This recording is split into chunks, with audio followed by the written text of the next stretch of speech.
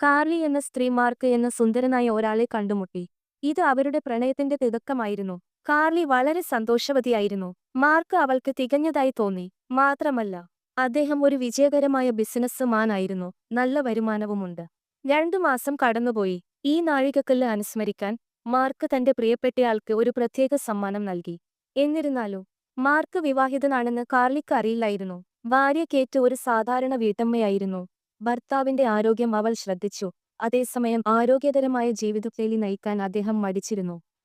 ജോലിക്കു പോകുന്നതിനു മുമ്പ് മാർക്ക് ഭാര്യയോട് ചില പേപ്പറുകളിൽ ഒപ്പിടാൻ ആവശ്യപ്പെട്ടു.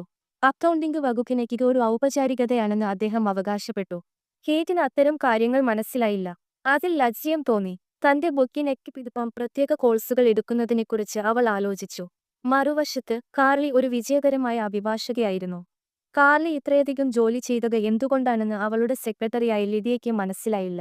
അവളുടെ രൂപം കൊണ്ട് അവൾക്ക് എളുപ്പത്തിൽ നന്നായി വിവാഹം കഴിക്കാമായിരുന്നു. തനിക്ക് ഒരു കാമുകൻ ഉണ്ടെന്ന് കാർലി സമ്മതിച്ചു. ഇന്ന് അവനെ തന്റെ പിതാവിന് പരിചയപ്പെടുത്താൻ അവൾ ഉദ്ദേശിക്കുന്നു. ആ സമയത്തെ കേറ്റ് മാർക്കിലെ ഗെയിച്ച് വൈകുന്നേരത്തെ അവരുടെ പദ്ധതികളെക്കുറിച്ച് ഓർമ്മിപ്പിച്ചു. എന്നിരുന്നാലും ഇന്ന് തനിക്ക് വളരെയധികം ജോലി ചെയ്യാനുണ്ടെന്ന് മാർക്ക് പറഞ്ഞു. എന്നാൽ കേറ്റ് ഉത്സാഹഭരിതയായി. ഭർത്താവിനോട് അവനെ കൂട്ടിക്കൊണ്ടുപോകാൻ പട്ടണത്തിലേക്ക് വരാൻ തീരുമാനിച്ചതായി പറഞ്ഞപ്പോൾ തന്റെ പദ്ധതികൾ റദ്ദാക്കാൻ നിർബന്ധിതനായി. പിന്നീട് മാർക്ക് കാർലിയോട് തന്റെ നാട്ടിലെ വീട്ടിൽ ഒരു പൈപ്പ് പൊട്ടിയെന്നും അതിനാൽ അയാൾക്ക് അവിടെ പോകേണ്ടിവരുമെന്നും കള്ളം പറഞ്ഞു. ഇന്ന് തന്നോടും അച്ഛനോടും ഒപ്പം അത്താഴം കഴിക്കാമെന്ന് കാമുകൻ വാഗ്ദാനം ചെയ്തതിനാൽ കാർലി ദേഷ്യപ്പെട്ടു. സൽഫലമായി അവൾ ഒറ്റയ്ക്ക് റെസ്റ്റോറന്റിലേക്ക് പോയി. ഫ്രാങ്ക് തന്റെ പുതിയ കാമുകിയെക്കുറിച്ച് മകളോട് പറഞ്ഞു. മാർക്കുമായുള്ള തന്റെ വഴക്കിനെക്കുറിച്ച് അവൾ പറഞ്ഞു. അച്ഛൻ മകളോട് ഉടൻ തന്നെ കാമുകന്റെ അടുത്തേക്ക് പോയി അവനെ അത്ഭുതപ്പെടുത്താൻ ഉപദേശിച്ചു. അച്ഛന്റെ ഉപദേശം കേൾക്കാൻ കാർലി തീരുമാനിച്ചു. ഒരു ടാക്സി വിളിച്ച് അവൾ മാർക്കിന്റെ നാട്ടിലെ വീട്ടിലെത്തി. പക്ഷേ കേറ്റ് വാതിൽ തുറന്നു. ആദ്യം അത് മാർക്കിന്റെ വീട്ടുജോലിക്കാരിയാണെന്ന് കാർലി കരുതി. പക്ഷേ അത് അവന്റെ ഭാര്യയാണെന്ന് അവൾക്ക് പെട്ടെന്ന് മനസ്സിലായി. കാർലി പരിഭ്രാന്തിയോടെ പെരുമാറാൻ തുടങ്ങി. തെറ്റായ വിലാസമാണെന്ന് നടിച്ചു. എന്നാൽ അവൾ പോകുമ്പോൾ അവളുടെ കുതികാൽ പൊട്ടി അവൾ വീണു.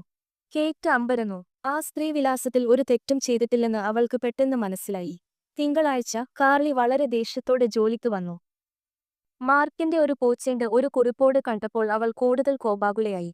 എന്താണ് സംഭവിച്ചതെന്ന് ലിഡിയ ചോദിച്ചു. മാർക്ക് വിവാഹിതനാണെന്ന് കാർലി പറഞ്ഞു. അവൾ അവനെ സ്നേഹിക്കുന്നു. പക്ഷേ മറ്റൊരു കുടുംബം തകർക്കാൻ അവൾ ആഗ്രഹിക്കുന്നില്ല. വിശ്വാസവഞ്ചന ക്ഷമിക്കില്ല. പിന്നീട് കേറ്റ് കാർലിയുടെ ജോലിസ്ഥലത്ത് വന്നു. ഭർത്താവിന്റെ ഫോണിൽ നിന്ന് അവളുടെ നമ്പർ കണ്ടെത്തി. മാർക്കുമായി ഡേറ്റിംഗ് നടത്തുകയാണോ എന്ന് കേറ്റ് കാർലിയോട് നേരിട്ട് ചോദിച്ചു.